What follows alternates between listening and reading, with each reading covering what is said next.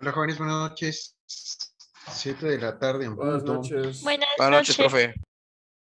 ¿Qué tal? ¿Dónde nos quedamos la clase pasada?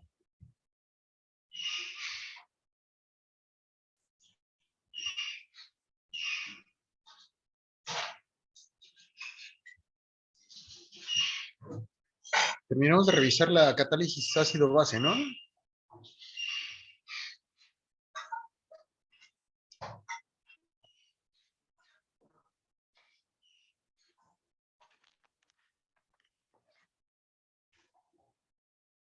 Si no me falla la memoria.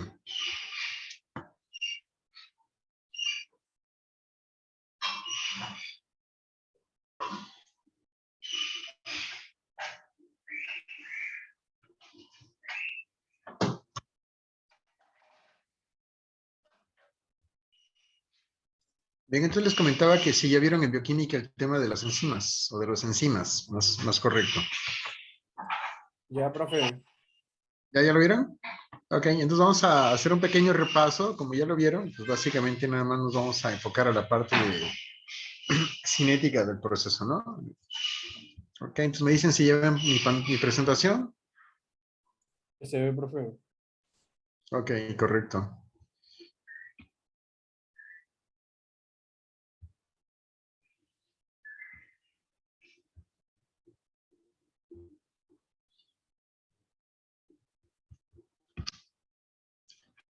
Bien, entonces aquí algo tan coloquial que vamos a ver, o por qué repercute mucha importancia que nosotros revisemos esta parte de, o que ya lo están viendo ustedes en la parte de bioquímica, pues básicamente al involucrar la cuestión de velocidad en una reacción química, pues tenemos que enfocarnos desde el punto de vista cinético. Básicamente, este es un tema bastante especial y sobre todo pues repercute de mucha importancia debido a que en todos los seres vivos, en todos las reacciones bioquímicas que se llevan a cabo en ellos, generalmente o casi siempre todas están involucradas la participación de las enzimas. ¿Cómo lo van a hacer? Pues básicamente acelerando la velocidad de esa reacción. ¿Va? Entonces, como en todas ellas tenemos esa participación de las enzimas, ellos actúan como un catalizador, pero de tipo biológico.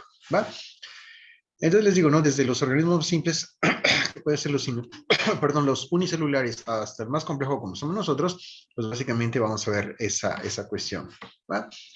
Algo que ya ustedes manejan es que los enzimas son moléculas de proteínas, ¿va? Y en ese sentido, al ser una proteína, pues vamos a ver que es una molécula bastante grande, pero eso no indica que toda la proteína tenga la actividad catalítica, sino que como vamos a ver un poquito más adelante, hay una región específica de esa enzima o de esa proteína en la cual se lleva ese sitio activo que va a interaccionar con el sustrato. Una característica también de estas enzimas es que es específica, ¿no? Y tan específicas que antaño se consideraba que era el modelo de la cerradura de la llave, en la cual veíamos esa parte de, básicamente comunidad entre la molécula del enzima o de la proteína con el sustrato sobre el cual para que la reacción se pueda llevar. ¿Sí? Existen otras teorías en las cuales son mucho más completas en la explicación, ¿no? Pero pues algo clásico que es este modelo de la cerradura de la llave, ¿va? Manejando específicamente la parte de la especificidad, ¿sí? Algo igual muy importante es que si las enzimas, muchas de las reacciones necesarias para sostener la vida podrían ocurrir a velocidades muy lentas, ¿va? Y entonces la vida como tal no la podríamos conocer, ¿no? Algo tan simple y sencillo es como cuando nosotros ingerimos alimentos, al momento que nosotros estamos haciendo el proceso de masticación a nivel de la cavidad bucal, desde ese momento nosotros estamos secretando una serie de enzimas, ¿va? ¿Alguien de ustedes sabe qué enzimas tenemos ahí en la cavidad bucal?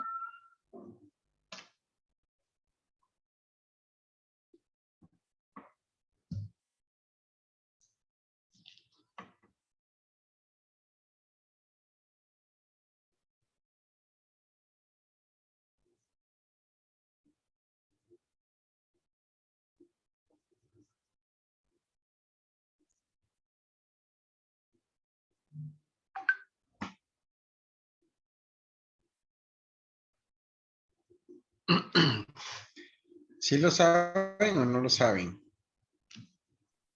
Me parece que era amilasa. ¿Cuál, perdón? Amilasa. Amilasa, correcto, muy bien.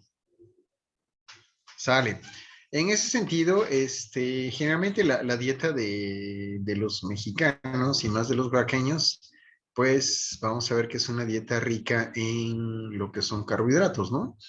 Y pues básicamente, ¿cuántos de nosotros no al momento de comer acompañamos nuestros alimentos con la que, con la tortilla, bueno, que puede ser las blandas, las cocidas, las tlayudas, las tostadas, etcétera? Hay una infinidad, ¿no? O incluso dependiendo de la región del estado en donde nos encontremos, pues también hay variantes entre la forma de cómo es la tortilla, ¿no? O sea, o la convencional, que es la de máquina, pues básicamente, a mí en lo personal, pues no mucho me agrada, ¿no? Pero en fin, hay diferentes formas, ¿no? Por ejemplo, si vamos a la región de la Sierra Norte, allá pues básicamente las tortillas así son enormes, ¿no? Enormes, así como una tlayuda grandota, pero en una consistencia muy blanda, ¿no?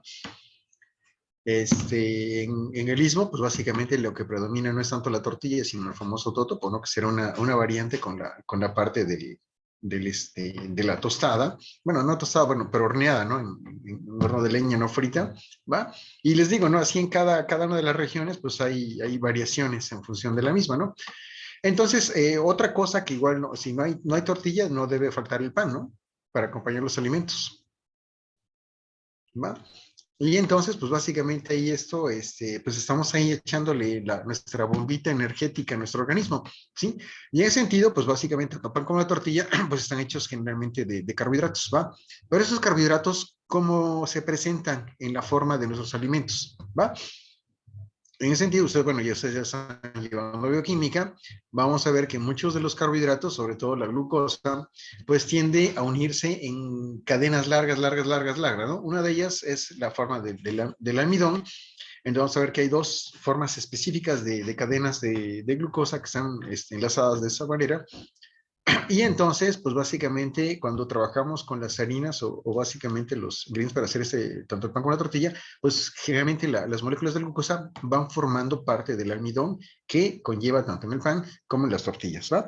Y en ese sentido, pues básicamente cuando estamos masticando, lo que hacemos es que estimulamos nuestras glándulas salivales y en la saliva que secretamos nosotros, en ese proceso de masticación, lo que hacemos es triturar todos nuestros alimentos, formando lo que sería el bolo alimenticio, ¿no? Y en ese momento se secreta la saliva para rodear y entonces en la saliva va a contener la milasa, que esa milasa tiene la particularidad de que esta enzima lo que hace es que va rompiendo los enlaces de glucosa en las cuales están empacadas dentro de el almidón, ¿va? ¿Y con qué finalidad hace? Pues básicamente para que cuando una vez nosotros ya terminamos de masticar, dicen que la palabra correcta es tragar, pasamos el bolo alimenticio a través de nuestro esófago para llegar al estómago y entonces ahí se complementa la moléculas pequeñas o unidades de glucosa nada más con 6 átomos de carbono y entonces esa glucosa es la que puede absorberse hacia nuestro torrente sanguíneo para que de ahí se traslade a todas y cada una de las células. Y acordemos que en la glucosa, pues es la molécula energética por excelencia para cada una de nuestras células, ¿va? Entonces, si no hubiera amilasa, tanto a nivel de la cavidad bucal como a nivel del intestino delgado, del estómago e intestino delgado, acuérdense que para continuar ese proceso digestivo, en el estómago se secreta lo que es el fluido gástrico, en donde pues, hay ácido clorhídrico, pero también algunas otras enzimas y sales biliares que complementan el aprovechamiento de todos los alimentos que nosotros ingerimos para desdoblarlos a las moléculas más sencillas que serían carbohidratos, lípidos y proteínas para la absorción correspondiente a los mismos y podamos aprovechar cada uno de ellos, ¿va? Entonces, si no hubiera estas enzimas jóvenes, pues básicamente nosotros no podríamos nutrirnos. ¿Y qué creen que pasaría con nuestras células si no les llega la energía suficiente para trabajar?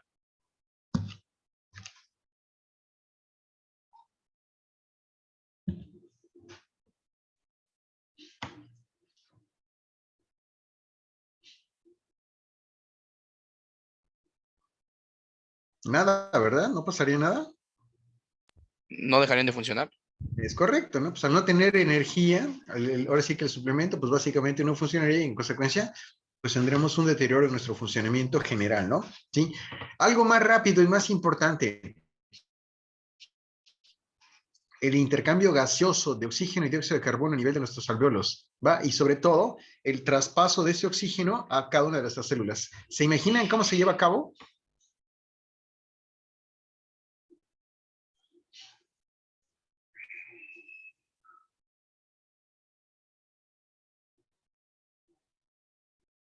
Acuérdense, nosotros en los glóbulos tenemos una molécula que se llama hemoglobina, que está formada por un átomo de fierro que está enlazado a 4 grupos, ay, se me fue el nombre. Bueno, es un complejo, se me fue el nombre de la memoria, de cómo está nuestro grupo hemo con el átomo central de fierro unido a 4 cadenas carbonadas, ¿va? Y entonces en este fierro lo que hace es de oxígeno para ser trasladada a todas y cada una de nuestras células, ¿va? Después, como parte del metabolismo celular, se forma lo que es el dióxido de carbono, que igual se hace a cabo el intercambio gaseoso a nivel de las células, en donde ingresa el oxígeno y sacamos lo que es el dióxido de carbono, ¿va? Y entonces regresa otra vez en el grupo hemo formando la carboxihemoglobina y regresa a lo que serían los pulmones a nivel de los alvéolos, en donde nuevamente se quita el dióxido cuando nosotros respiramos y se ingresa lo que sería la molécula de oxígeno para otra vez continuar con todo eso, ¿no? Entonces, ¿se imaginan? Esto lo hacemos muchísimas veces en el día, incluso si nosotros estamos dormidos, nuestro sistema sigue funcionando para hacer acabado sin gaseoso. Y pues básicamente también tenemos enzimas especializadas que se encargan sobre todo de tanto el dióxido de carbono ingresen a través de las células, no el transporte como tal, ¿no? De sangre hacia cada una de las células, sino al interior. Básicamente, imagínense, ¿no? Si no nos llegan a las células, ¿qué pasaría? Algo más drástico que si no nos llega la glucosa, ¿no? A ver, Cristian, creo que querías hablar, Cristian. Nos morimos, ¿no?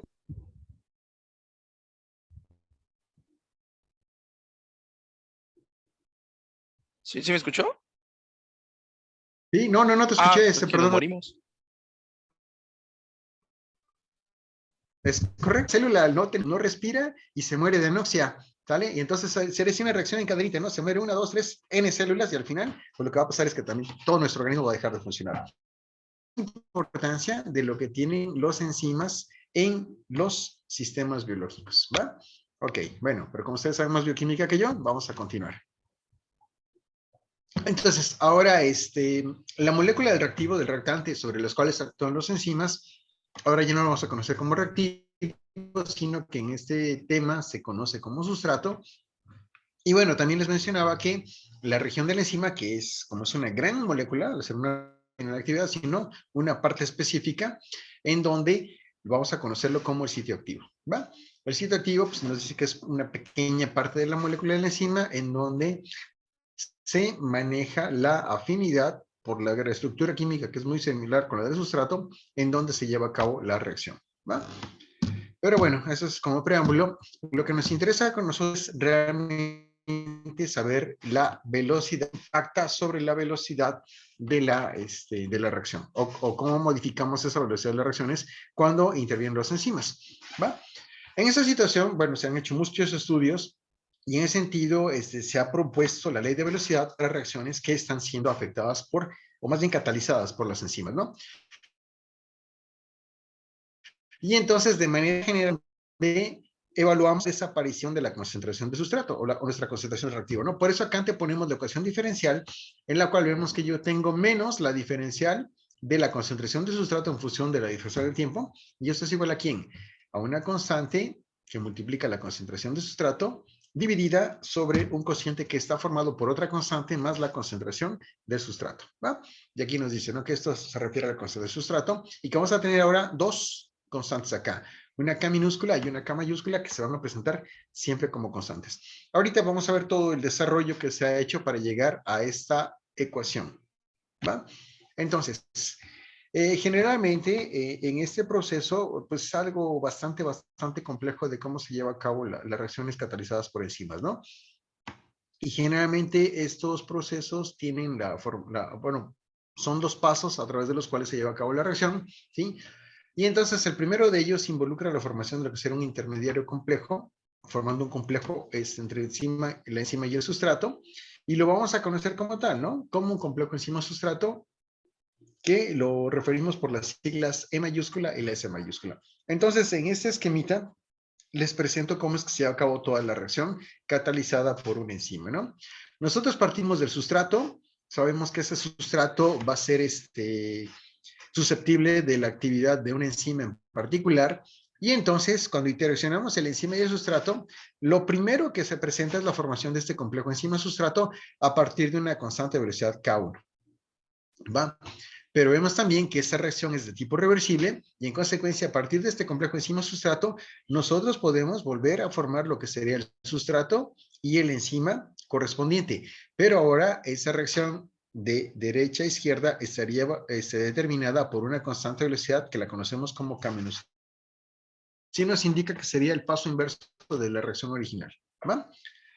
Lo idóneo es que siempre a partir de este complejo enzima-sustrato, pues básicamente tengamos la formación del producto y la recuperación de la enzima a partir de la constante que la vamos a llamar como K2, ¿va?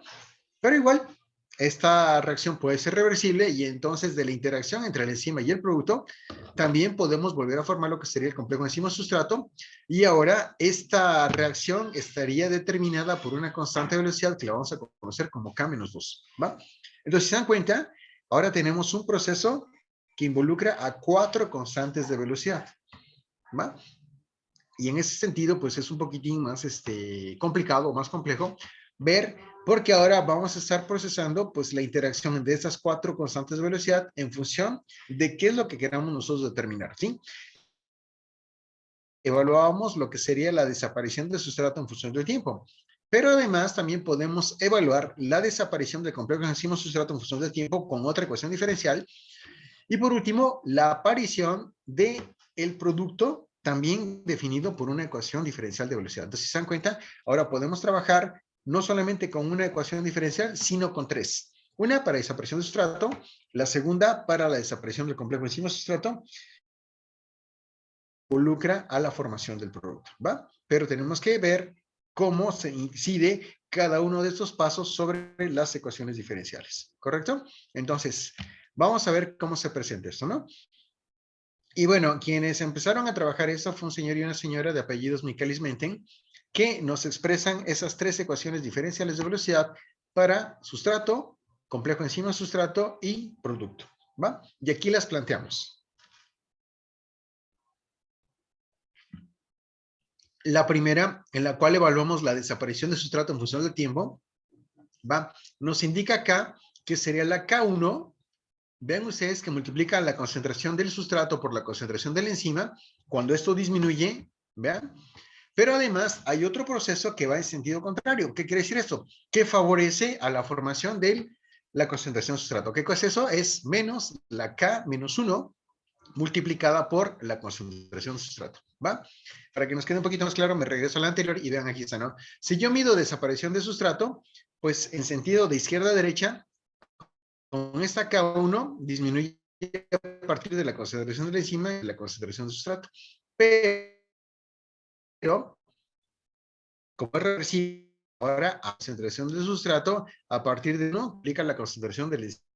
Entonces, eso lo vemos reflejado acá a través de la ecuación de velocidad. ¿Queda claro hasta acá este concepto, chicos? Sí, profesor. Ok, perfecto, muy bien.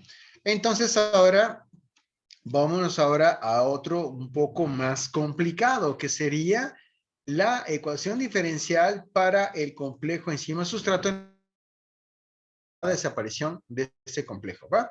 Y entonces planteamos la ecuación diferencial, en la cual igual, la diferencial que indica la desaparición del complejo. Ese proceso hago una agrupación, la K2 y la K-1, que multiplican a la concentración del complejo enzima-sustrato, ¿va? Otra vez me regreso a la al esquema y vemos que para qué se disminuye depende de quién. de la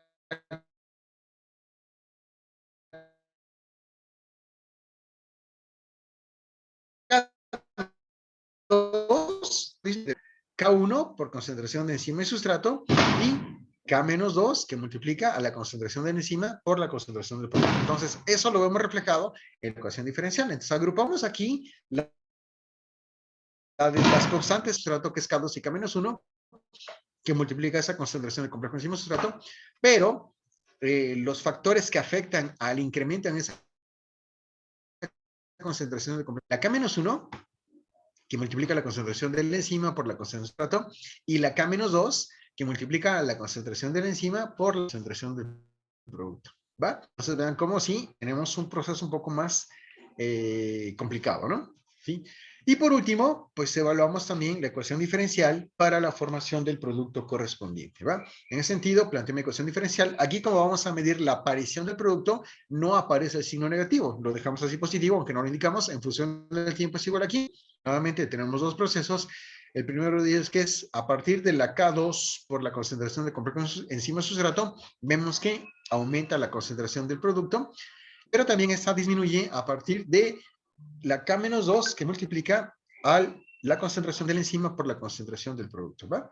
Entonces vean que en todas las ecuaciones diferenciales tenemos cuando menos dos procesos que inciden sobre la variable de interés. ¿Alguna pregunta hasta acá, chicos?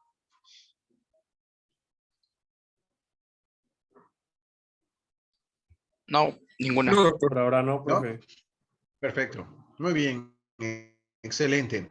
Va, apenas estamos planteando las ecuaciones diferenciales. Viene lo más interesante, ¿no?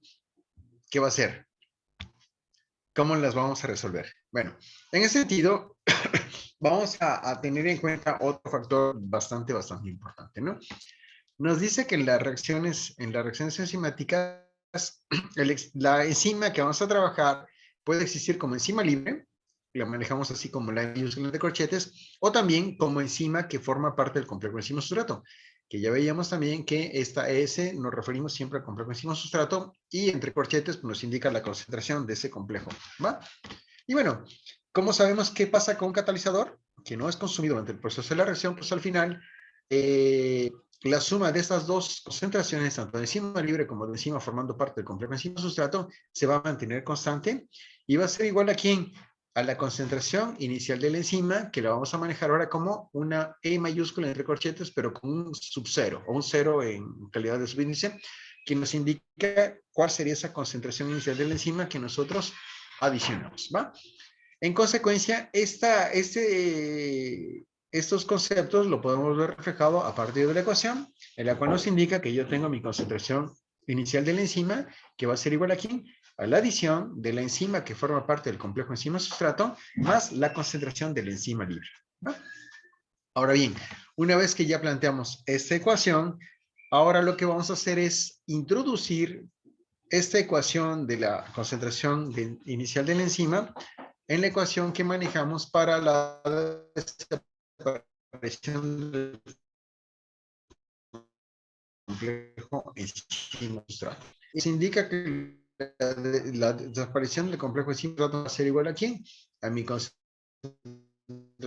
del complejo enzima a todo es por la concentración de K-1 más la K2, que todo esto multiplica los productos. La K1 que multiplica la concentración de sustrato, concentración inicial de la enzima y menos la K2, la concentración inicial de la enzima. ¿Va? Entonces vean cómo en estas dos es donde ya aparece esa concentración inicial de la enzima que veíamos en la ecuación anterior. Igual, nos dice que si nosotros mezclamos la enzima con un exceso, vamos a ver que hay un proceso inicial durante el cual la concentración del complejo enzima-sustrato se va a estar construyendo. Un poquito más adelante vamos a definir la cinética que se presenta en esta situación, ¿no? Entonces, Michael y Simenten lo que hicieron fue postular que esa concentración en el equilibrio de ese complejo se alcanza rápidamente. Entonces, vamos a ver cómo, boom, rápido, cuando tenemos la conjunción de la concentración de sustrato con el enzima, pues rápidamente vamos a formar ese complejo enzima-sustrato, ¿va? Y bueno, una vez que ya tenemos esa concentración inicial del complejo enzima-sustrato, vamos a ver que permanece constante durante el curso de la reacción. ¿Qué quiere decir eso? Que si nosotros vamos aumentando más sustrato y en función del tiempo, vamos a ver que esa velocidad permanece constante, sobre todo esta concentración, ¿va? Entonces, de esta manera se satisfacen los requerimientos de la aproximación del estado estacionario para especies intermediarias, tomando en cuenta la teoría del estado estacionario, ¿va? Entonces, si nosotros suponemos que la aproximación del estado estacionario al inicio de la reacción, es decir, cuánto de la concentración del complejo enzima sustrato hemos formado al tiempo inicial, pues básicamente 0, ¿no? Entonces, en esa ecuación podemos resolver que la expresión para establecer la concentración de complejo enzima sustrato en términos de la constante velocidad y manteniendo lo que sería la concentración inicial de la enzima, la concentración del sustrato y la concentración del producto, nos queda una ecuación que tiene la siguiente forma, ¿no?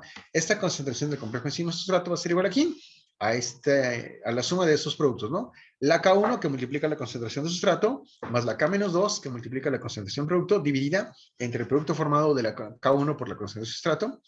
Y además le adicionamos el producto de la K-2 por la concentración de producto, le adicionamos la K-1 y la K-2 y entonces a toda esta sumatoria la multiplicamos por la concentración inicial de la enzima.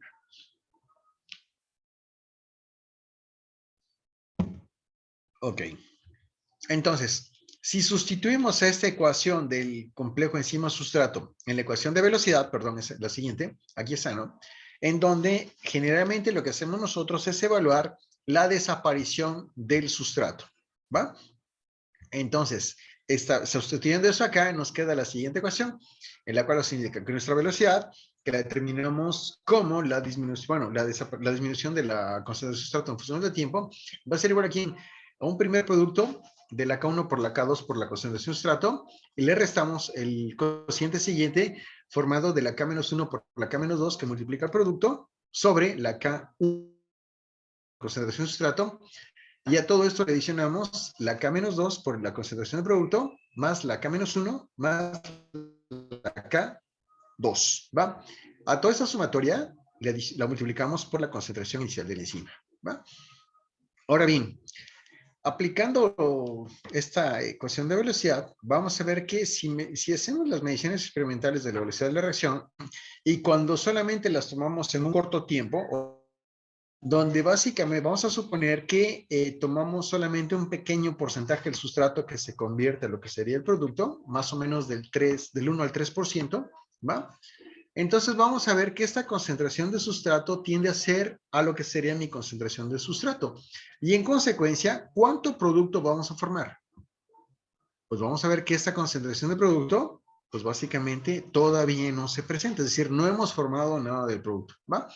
Entonces, teniendo en cuenta esta consideración, pues vamos a ver que la ecuación de velocidad la podemos simplificar a la siguiente expresión, en la cual nosotros observamos, ¿no? Que mi velocidad, o igual, medimos la desaparición de sustrato en función del tiempo, va a ser igual aquí en el producto de la K1 por la K2, que multiplica la concentración inicial del sustrato por la concentración inicial de la enzima, y a todo este producto lo dividimos entre el producto formado de la K1 por la concentración inicial del sustrato, más la K-1 más la K2, ¿va?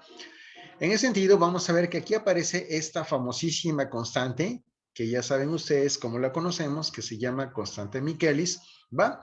Entonces agrupamos en esta constante Michaelis a la K-1 más el cociente formado de la K2 sobre la K1, ¿sí? Esta Km ahora la sustituimos en la ecuación de velocidad y en consecuencia nos queda de la siguiente manera, ¿no? Mi K2 por la concentración inicial de sustrato por la concentración inicial de la enzima sobre la Km que está siendo sumada por la concentración inicial de sustrato, ¿va? Entonces, esa cinética enzimática generalmente la estudiamos para medir la velocidad inicial de una función de sustrato y la concentración de la enzima siempre la mantenemos fija, que sería nuestra concentración inicial.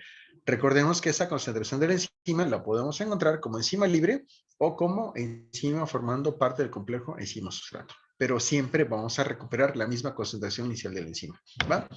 En esta situación vamos a ver que esta ecuación de Michaelis-Menten nos muestra que la velocidad inicial para una reacción catalizada por una enzima, aquí está lo que les mencionaba, que va a ser de primer orden a concentraciones bajas de sustrato. Lo que veíamos en láminas anteriores, en donde si nosotros podemos reaccionar una pequeña concentración de sustrato del 1 al 3%, básicamente vamos a estar mencionando que la cinética de formación del complejo enzima-sustrato se refiere a una cinética de primer orden.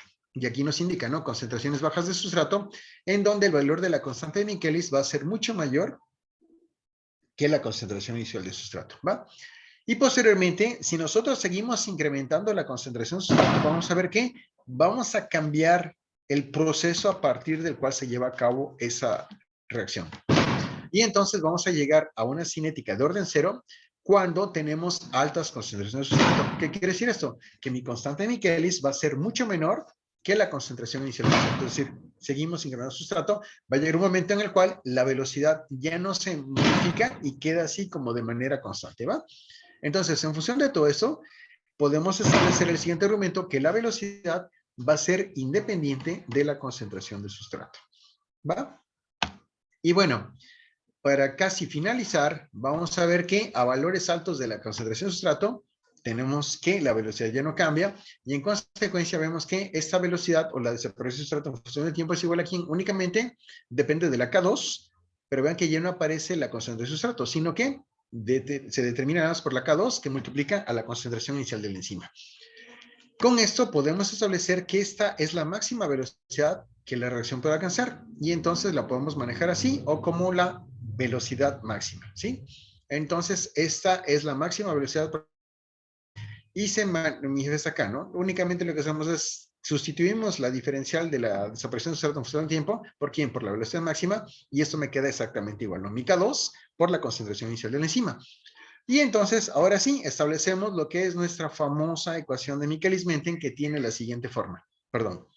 Mi velocidad máxima, mi velocidad o desaparición de sustrato en función de la diferencial del tiempo es igual a la velocidad máxima, que multiplica a mi concentración inicial de sustrato dividido entre la constante de Michaelis, que está siendo sumada por la concentración inicial de sustrato. Entonces, todo ese argumento matemático desarrollado por Michaelis-Menten se simplifica a estas dos ecuaciones. ¿Las copiamos, por favor?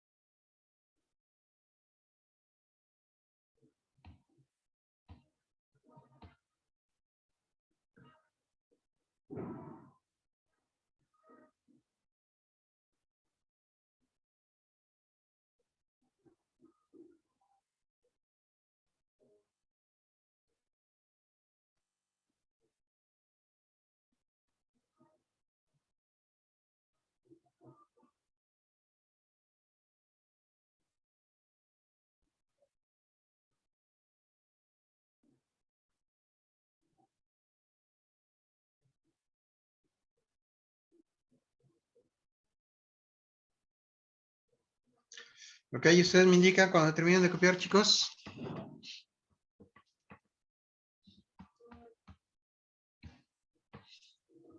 Ok, Manuel, muy bien, gracias. Perfecto. Entonces, ahora sí, igual como hemos trabajado a lo largo de este curso, esa misma ecuación la podemos trabajar de forma gráfica. ¿Cómo la vamos a trabajar? De la siguiente manera. ¿va? En la cual, bueno, aquí tengo el gráfico correspondiente en donde colocamos, perdón, lo que sería la concentración de sustrato en el eje de las X y la velocidad a la cual se lleva a cabo el proceso en el eje de las Y. Acá, si ustedes observan, como que la curva está muy prolongada, ¿no? Esto generalmente no es así, sino que tiene un comportamiento más que nada parecido a eso, ¿no? Tenemos acá así, y entonces después lo que aparece es que alcanzando esta velocidad máxima, tenemos esta fase, ¿va? Entonces, si la pueden dibujar de esta manera, bueno, ustedes hagan lo más bonito acá así, con la curvita más o menos acá así, y luego, si incrementamos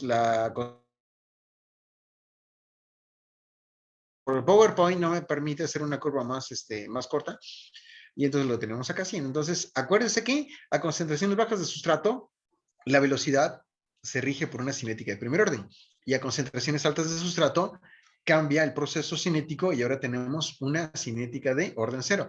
Vemos que acá tenemos la velocidad máxima, entonces a cierta concentración de sustrato, así incrementemos nosotros la concentración del mismo, ya no se modifica la velocidad de reacción y esto queda constante, regido por una cinética de orden cero. Entonces, al igual, si gustan copiar el gráfico,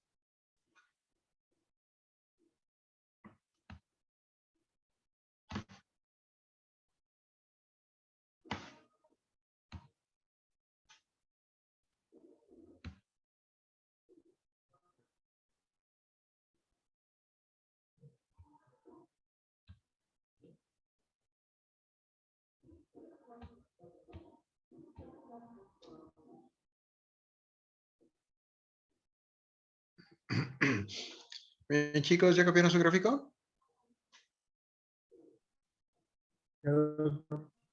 Ok, perfecto. Muy bien. Entonces, ¿cómo vamos a resolver la ecuación de Michaelis-Menten? ¿Alguna idea? Seguramente ya les dijo el doctor Antonio, ¿no? ¿Es el que les da bioquímica? Ok.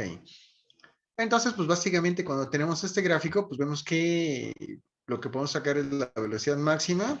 Y bueno, lo que hacen los bioquímicos es lo siguiente, ¿no? Entonces, ellos dicen, mira, la cuestión, lo único que hacemos es, para calcular mis variables, pues nomás mido esto. Y entonces acá dicen que cuando yo tengo la velocidad máxima y ya determino el valor, más o menos vamos a ponerle aquí a este punto, donde tenemos acá. Entonces, si yo mido esto, a la mitad de acá, más o menos que sería por acá, Entonces yo marco acá a ese nivel y entonces aquí ellos, la velocidad máxima, nosotros extrapolamos acá y entonces bajamos sobre el gráfico para el eje de las X y donde cruza acá a la mitad de la velocidad máxima, ahí nosotros establecemos que ese valor corresponde, bueno, este punto que tenemos aquí, corresponde a lo que sería mi velocidad, no es cierto, a mi constante Michaelis-Menten. Aquí lo ponen ellos, ¿no? Este valor de concentración que equivale a la mitad de la velocidad máxima, dicen ellos que vale lo que es la km, ¿va? Pero pues básicamente a nosotros desde el punto de vista cinético como que no nos convence mucho eso, ¿no? No sé si así se los comentó el doctor Antonio, de que medimos la reacción y básicamente ya una vez que conocemos la velocidad máxima, sacamos la mitad, bueno, aquí me falló mi escala, ¿no? Pero más o menos es con fines, para ejemplificar, solamente vamos sobre la curva en la fase de cinética de primer orden y entonces bajamos y sacamos la concentración a la cual alcanzamos ese valor y eso decimos que es la constante de Michaelis. Entonces así de manera gráfica tan sencilla calculamos mi constante de Michaelis y lo que sería la velocidad máxima a la cual se presenta esa reacción, ¿va? Pero bueno, nosotros vamos a hacer otro tipo de argumentos, un poquito más con calma. Y entonces lo que hacemos es, con lo hacemos para corroborar que nuestros datos de concentración del sustrato y la velocidad se ajustan a la cinética de Michaelis-Menten. Tiene un gráfico de esa forma. Y después lo que hacemos es hacer un segundo gráfico en la cual trabajamos con los inversos de velocidad y con el inverso de la concentración de sustrato. Trabajamos con un segundo gráfico, que ese segundo gráfico tiene también el nombre de sus autores, que es Leineweber-Burke, y entonces el gráfico de Leineweber-Burke tiene la siguiente forma, ¿no? En la cual les menciono que graficamos únicamente los inversos, inverso de la velocidad e inverso de la concentración de sustrato en X, inverso de la velocidad en Y, y entonces con eso, si ustedes observan esta ecuación de Leineweber-Burke, vean a quién se parece esta ecuación de los inversos.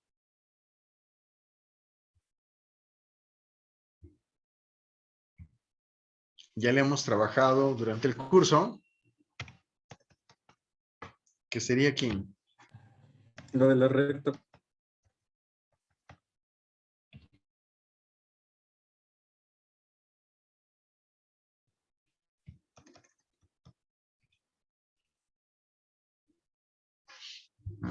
¿Cómo se llama esa ecuación?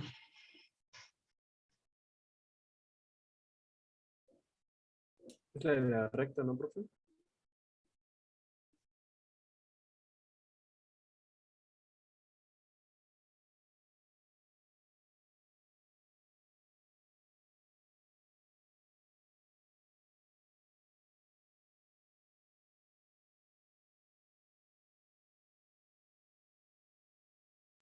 Era de la recta, profe.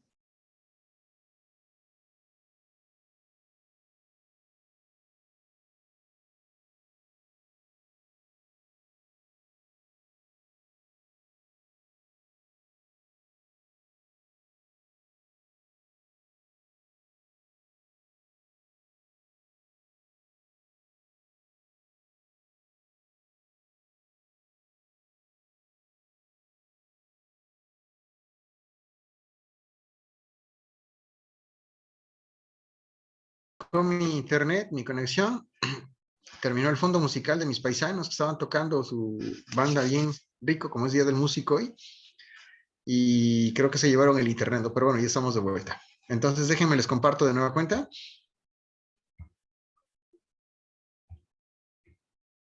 Ahí estamos, ¿sale? Entonces estábamos con esta ecuación, que bueno, ya les puse que se ajusta a lo que es la línea recta, y entonces vamos a ver cómo nos queda, ¿no? Entonces aquí tenemos X corresponde a 1 sobre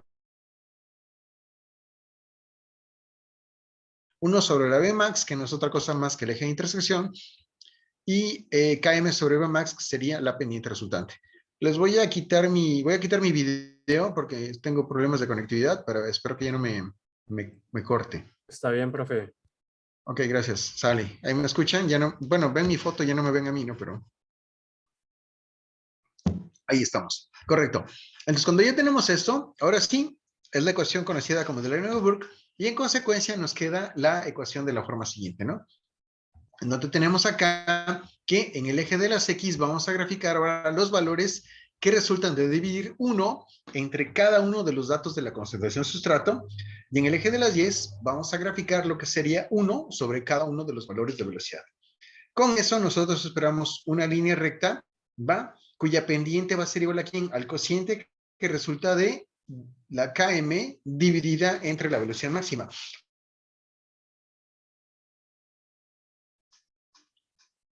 En esta, donde corta en el eje de las X, de las 10, perdón, ¿esto a qué equivale? A 1 sobre la velocidad máxima. Entonces yo tengo que mi eje de intersección es igual a ¿quién? A 1 entre la velocidad máxima. En consecuencia, ecuación.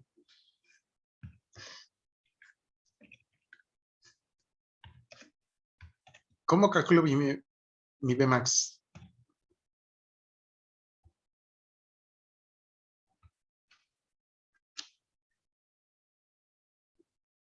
Con K2 por la concentración inicial de la enzima. ¿Perdón? Con K2 por la concentración inicial de la enzima. Sí, pero a partir de este gráfico acá, José, ¿cómo quedaría? Aquí ya lo tengo. Yo sé que el eje de intersección es igual a ¿quién? A 1 sobre la velocidad máxima. Entonces, si yo ya conozco mi dato del valor del eje de intersección, yo ya puedo despejar de lo que nos queda dividiendo 1 entre el valor que obtenemos del eje de intersección. ¿Va?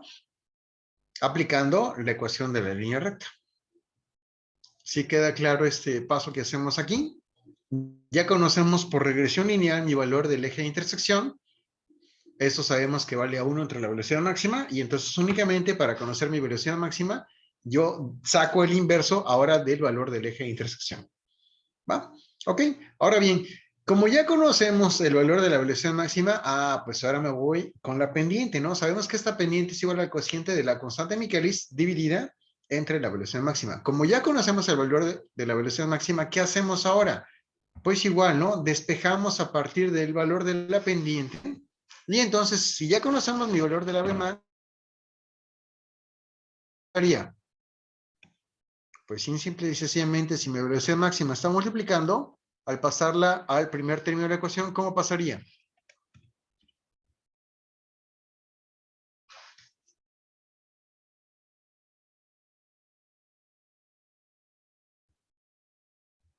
Multiplicando, ¿no? Y en ese sentido, si despejamos acá la Km, le afecta la velocidad máxima, la está dividiendo, yo la paso al primer término, pero ahora si está dividiendo la velocidad máxima, pasa multiplicando. Entonces, a partir de esta ecuación de Liouville, es como nosotros vamos a calcular mi velocidad máxima a partir del eje de intersección, y una vez que ya conocemos la velocidad máxima, a partir de la pendiente despejamos para conocer. ¿Alguna pregunta hasta acá, jóvenes?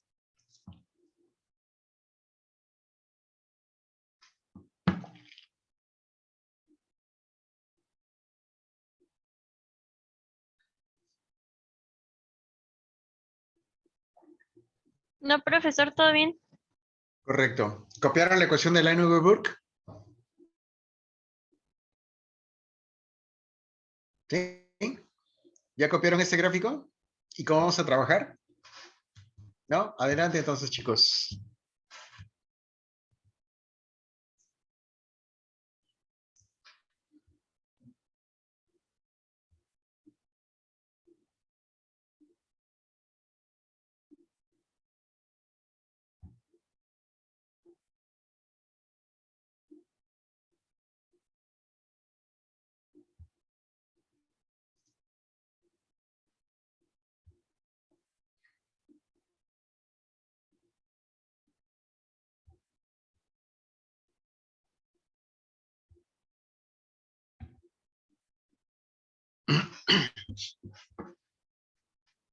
Ok.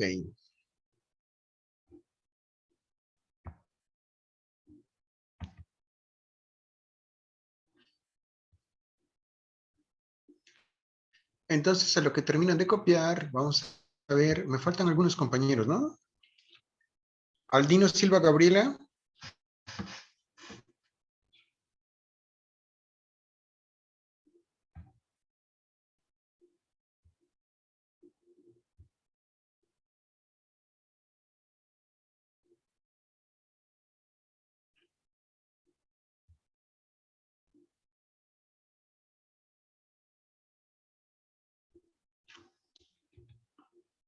Alonso Cruz Sheila. Presente, profe. Gracias, Sheila. Audelo López Dara. Presente, profe. Gracias, Dara. Avendaño Guzmán, María Alicia. Presente. Gracias, Mary.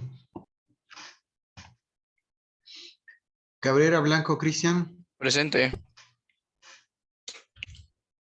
Presente. Cobos Guillén Jeffrey. Presente. Gracias, Jeffrey. Cristóbal Álvarez Cintia. Presente. Gracias, Cintia. Cruz Flores Coreysi. Presente, doctor. Gracias, Coreysi.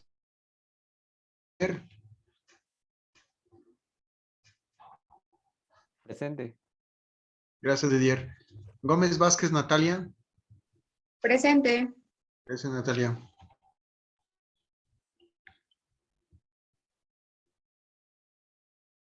Sí, Cristian, ya tienes asistencia, no te preocupes. Ok, Natalia, me quedé con Natalia, ¿verdad? González Karime. Presente. Gracias, Karime. Profe, creo que se saltó mi nombre. Déjame checar.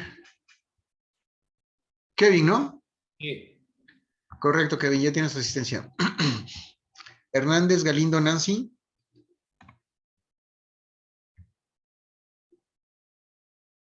La vi hace rato, pero...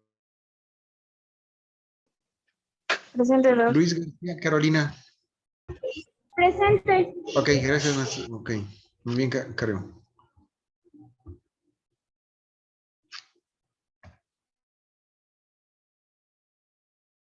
Gracias, te haré. Martínez Hernández Getsemaní. Presente, profe. Gracias, Getsemaní. Ok. Matus Orozco Yara. Profe, decía Yara que no tenía internet. Ok, perfecto. Ya nos avisó, ¿no? Ok, correcto. Mendoza Sánchez, Juan de Dios. Aquí está. Presente, profe. Perfecto, Juan, gracias. Miguel Vázquez, Anel. Buenas noches, profe. Presente.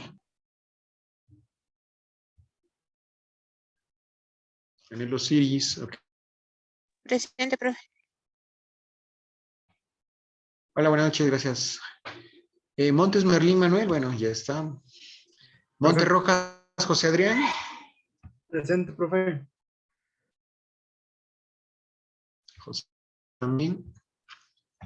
Ok, gracias. Nibón Torres Yilka.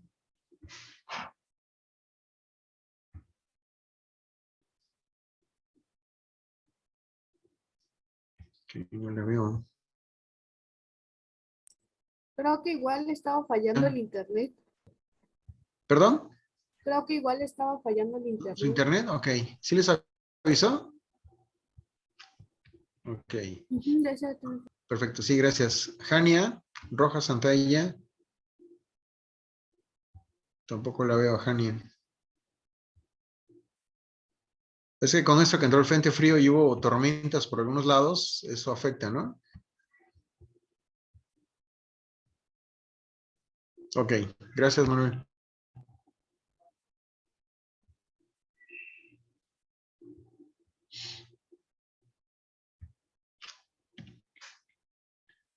Rosales Romero Arturo.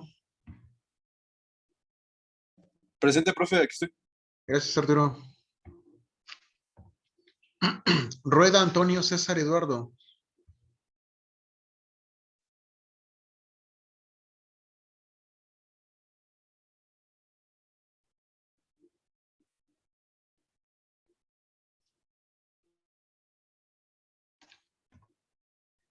Tampoco lo veo.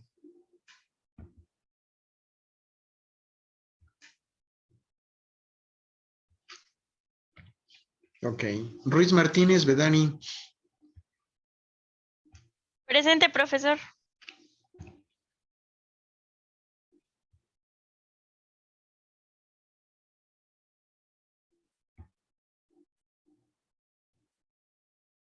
Ok, bueno, Javier ya nos avisó, ¿no? Que anda fallando su internet. ¿Sí me escuchó, profe? Sánchez Pérez, Alan Emanuel.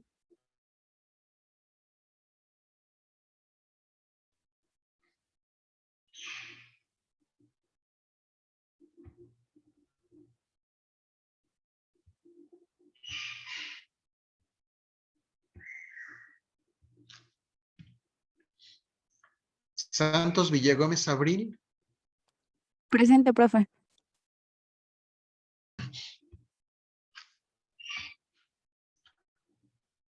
Senado Osorio Tania. Doctor, acaba de enviar un mensaje que su internet la sacó. Ok, gracias, qué amable. Ok, acabo de ver un mensaje también de Bedani. Sí, te escuché, Bedani. Sí, ya tienes asistencia, gracias. Y cerramos con Torres Cruz Ericel.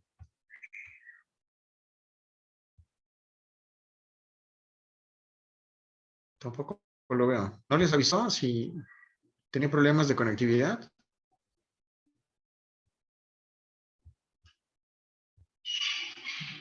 No, doctor, no me comentó nada. Ok, perfecto, gracias. Muy bien. Bueno, ¿ya copiaron su gráfico?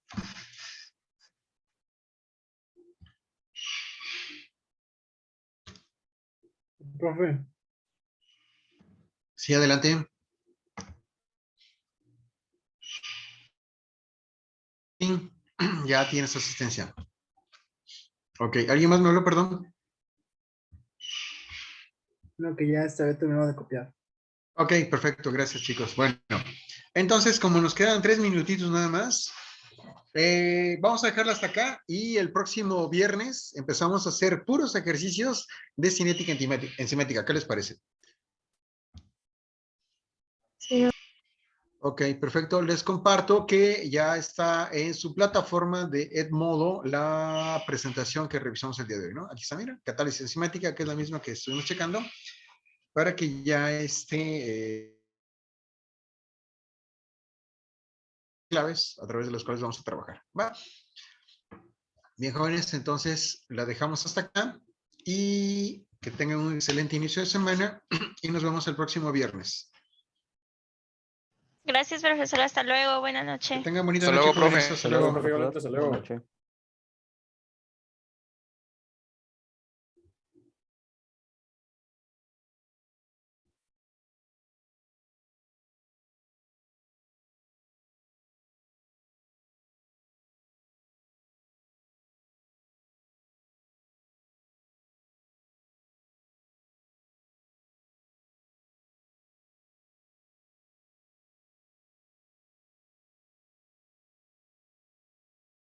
Para mañana no te duermas.